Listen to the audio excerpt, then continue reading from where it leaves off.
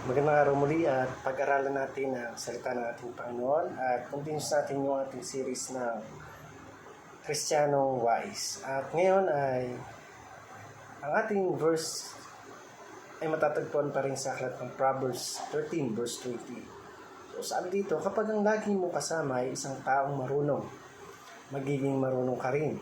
Ngunit kung hangal ang lagi mo kasama, ay mapapahama ka.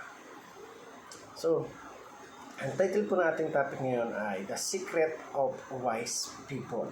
So, dito, sa verse na ito marami tayong pwedeng matutunan. At paano ka nga ba makisama dun sa mga tao na nasa paligid mo? O sino ba yung laging nandyan sa paligid mo?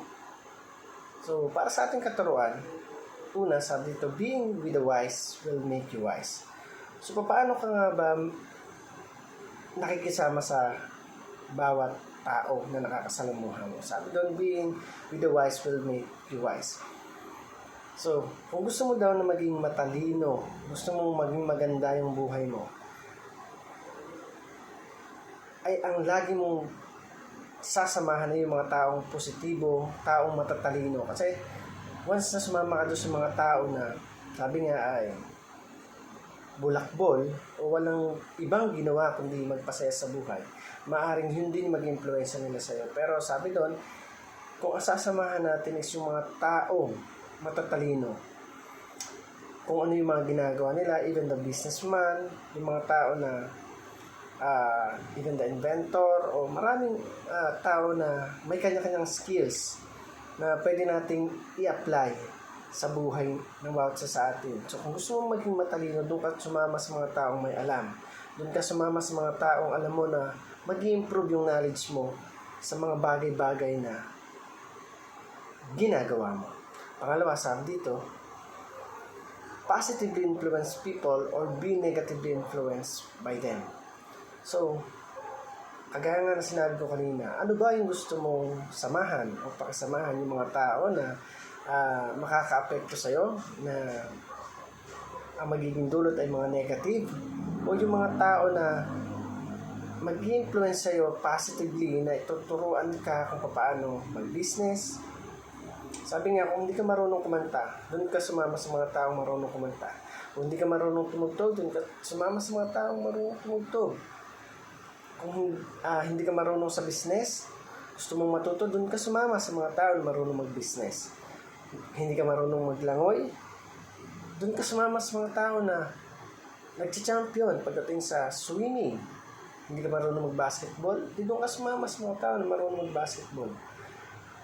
At ang impact sa inyan is positive. Ibig sabihin, kung ano yung ginagawa nila, yun na rin yung gagawin mo. Or another one, sumama ka sa mga taong mag-iinom, kung gusto mo na mapariwara yung buhay mo. Sumama ka sa mga tao na nagda-drugs, kung gusto mo na, sabi nga ay, makarating sa selda pagdating ng araw. Sumama ka sa mga taong nagda-drugs, marahil yung buhay mo ngayon ay nasabi nga ay nasa mundo na ng kawalang pag-asa, na may ayos yung sariling bawat sa atin. Pero sabi nga, kung hindi ka sasama sa mga tao na may takot sa Diyos, ang focus is makatulong sa pamilya, magiging ganun din yung mindset mo. Maaaring maging ganun din yung maging target mo sa buhay mo. So, mas piliin natin na makasama sa mga tao na laging positibo sa buhay, may mga pangarap sa buhay, at hindi doon sa mga tao na walang ginawa kundi magpasaya, magpahirap sa mga magulang, magpahirap dito sa bansa. So, mas piliin natin na makatulong. Mas piliin natin na maging kapakinabang tayo dito sa mundo. So, number 3, bad company corrupts good character. So, sabi doon, kung yung mga tao na nasa paligid mo ay corrupt, maaaring yun na rin maging character mo.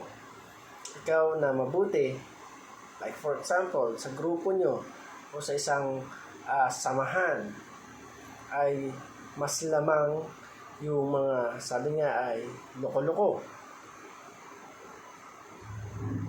So, maaaring pagdating ng araw ay maging ganun ka na rin.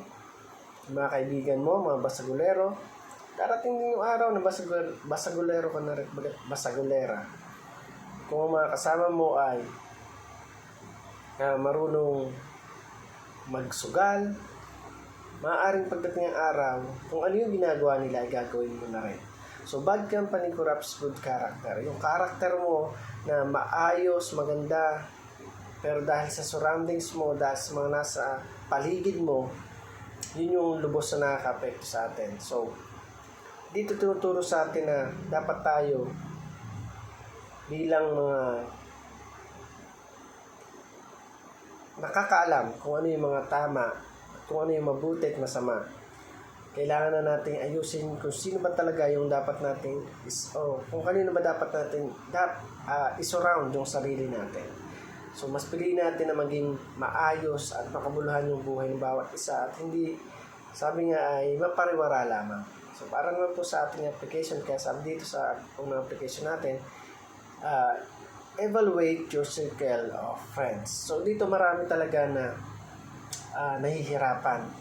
Kasi, kung ikaw yung klase ng tao na bigla-bigla na talagang nag-twist yung buhay mo simula nung nakilala mo na may Diyos ka sa buhay. So marahil, sabi doon, kailangan na natin evaluate your circle of friends. So dito na natin nalalaman na dapat pala hindi ako magpa-apekto sa kanila, hindi ko sila gayanin kasi alam ko na makakasama kapag tumagal pa ako sa kanila o sumama pa ako sa kanila. So, ang ibig ko lang sabihin, i-evaluate natin kung may maganda pa bang may dudulot yung mga kaibigan mo. Even sa life ko, na-experience ko na talaga nung una, sarap kasi magagawa mo lahat, matututuhan mo lahat, yung mga bagay na mayroon dito sa sanlibutan. Subalit kapag in-evaluate mo yung mga nasa paligid mo, yung mga kaibigan mo, makikita mo na hindi ito yung time para samahan ko sila sa ganung bagay. So, darating din yung time na maintindihan ka nila. Darating yung time na magiging kagaya mo rin sila kapag naging consistent ka doon sa iwas mo sa mga bagay na maaaring makasama sa paglilingkod sa ating Panginoon. So, let's evaluate all our friends kung ito ba ay nakakatulong pa o may nagagawa pa ba itong maganda sa buhay natin. Kung wala na, then leave them or humingi ka ng space para maintindihan nila na iba na yung pamumuhay na mayroon ka. Number 2, spend time with the right people. So, ito talaga, sobrang napakagandang i-apply nito sa atin na talagang doon tayo mag-spend ng time sa mga tao na makakatulong sa atin para mag-improve yung sarili natin. Una, sa ating Panginoon. Siyempre, mahalaga yun. Kasi kapag hindi nag-improve yung pananampalataya na mayroon tayo, yung faith na mayroon tayo sa ating Panginoon, baliwala din yung lahat ng bagay. So, spend time with the right people. So, saan? Sa mga kaibigan mo na may takot sa ating Panginoon, yung dadalhin ka sa paglilingkod sa ating Panginoon, yung ituturo sa iyo kung ano ba yung dapat mong gawin, dapat mong sabihin. Kasi kapag doon ka nagsuran sa mga tao na may takot sa ating Panginoon, walang sala na talaga magiging maayos yung buhay mo. Magiging maayos yung buhay ng bawat sa atin. And number 3, use your influence with the glory of God. So, kapag nakikita mo na yung changes ng buhay mo, sabi doon, use your influence with the glory of God. Sabihin, gawin mo yung mga bagay na para mabigyan ng karangalan yung ating Panginoon. At tunay nga na isang malaking testimony na kapag yung buhay mo from the darkness dati, ngayon nandun ka na sa light, sa kaluwalhatian ng ating Panginoon. So, magagamit natin yan para maging, sabi niya ay, buhay na patotoo para dun sa mga tao na nawawala na ng pag-asa, ng hihina, at hindi naniniwala sa ating Panginoon. So, use your influence with the glory of God. So, tamang paglilingkod, pagsunod, commitment, pagpapasalamat lagi yung ating sabihin sa ating Panginoon. So, kung gusto mo na maging matalino, kung gusto mo na maging tama yung mga bagay na nilalakaran mo, Sumunod ka sa ating Panginoon at hayaan mong siya yung magbigay at magturo sa'yo ng tamang tao, ng tamang pamumuhay, ng walang hanggang buhay sa piling ng ating Panginoon. Again, thank you for watching this video. I hope you learned something and God bless you.